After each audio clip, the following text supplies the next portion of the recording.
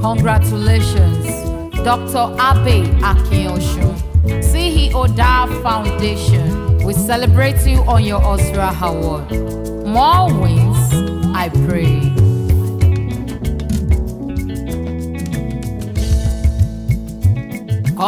Congratulations, Dr. Abe Akinyosun, oku orire, oku orire.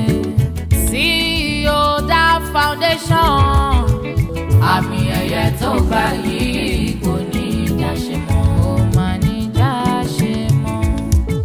Ọpẹ́ ló yẹ l'Èdùmàrè o, lórí ayé rẹ̀ Dr. Abe Akinyosun. Ọpẹ́ ló yẹ Ọlọ́run lórí ayé rẹ̀. Osra Award year 2025 ó ṣojú ẹ̀mí rẹ̀. The philanthropist afúnimáwo bẹ́ẹ̀ o,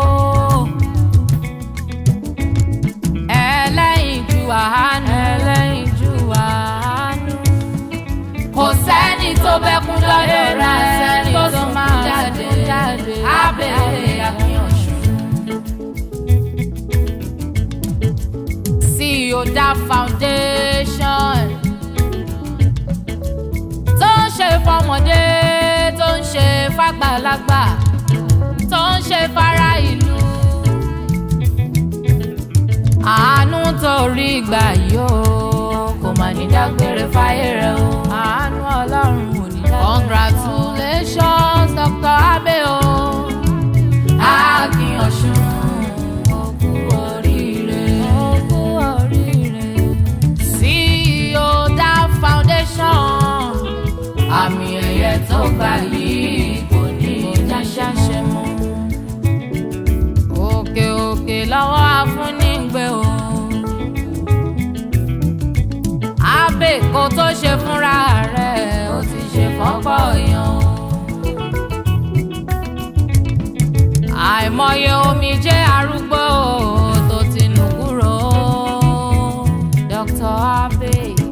Àìmọye ọmọ aláìní tó ti tómi pèsè jíjẹ mímu fún. Báwo lọ́lọ́run ò ṣe nígbẹ̀gà tọmọtọmọ? Báwo lògo DAF Foundation yìí kò ṣe ní tàn kárí ayé? Báwo ni ò ṣe ní tàn káyé? Lẹ́ o, ọmọ àjòrò sùn o. Ilẹ̀ ọmọ òpó múlẹ́rọ mọ̀já lẹ́kàn.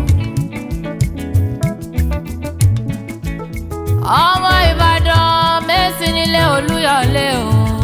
Abe Akinyosun, Abe Akinyosun. Ìbàdàn ìlú Ògúnmọ́lá o, nílé bàbá tó bí ẹ lọ́mọ.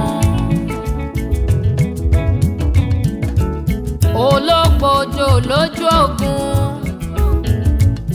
kẹ̀ríkẹ̀rí ọwọ́ kẹ̀mbẹ̀rẹ̀ bí ìjà. Ẹni Àjàyí gbàgbàgbà tí ó yẹ gbà tán. The philanthropist Imawusuda, CEO DAF Foundation, Dr. Abe Akinyosun. Ó ṣe fónílé, ó ṣe fara ìlú, ó ṣe fọ́mọ ilé ìwé. Àwọn kan wà ó láyé ẹni, àwọn lè jìká tí kò jẹ́ ká ṣọ́ ó bọ́ o. Dr. Abe Akinyosun ló ń fẹ́mi ìmoore hàn. Látòrí kábíyèsí Babátúndé Ẹnìtàn Adéyẹyè Ògúnwùsì Ọ̀jájá Túwó. Ọba Ọ̀jájá fìdí ọ̀tẹ̀ jálẹ̀. Ọmọ Ayíkítí Ògún, ọmọ Ẹtì rí Ògún, ọmọ Erin gángan ilé. Ọmọ Erin gángan tó fi dórí Prince Olúṣẹ́gun Ajíṣafẹ́. Ìyẹn Deputy President of DAF tó Mrs. Ọláyẹmí Dòsùnmú, ìyẹn yèyé Ládìmọ́. We thank you for your financial support as that brand patron. Ọpẹ́ pàtàkì lọ́wọ́ Ayábẹ̀ Akínọ̀ṣun, ìyẹn olórí láàfin Akínọ̀ṣun, Irat Akínọ̀ṣun fúnra rẹ̀. Thank you so much for your unwavering support. Thank you for your support. Tó fi dórí Ọ̀túnba Adélékè Gbénga Emmanuel, ìyẹn organizer ti Osra Awards, títí dórí entire 24 men ní dafting tó bá wa dé Ilé Ifẹ̀ láti gba Osra Award. We thank you so much. We thank you so much. That foundation, ó máa ní túká, kò ní túká lọ́lá Ọlọ́run. That foundation, onídògo àná. Congratulations, Dr. Abeo Akínọ̀ṣun, ó kú oríire. CEO That Foundation, àmì ẹ̀yẹ tó gbà yìí.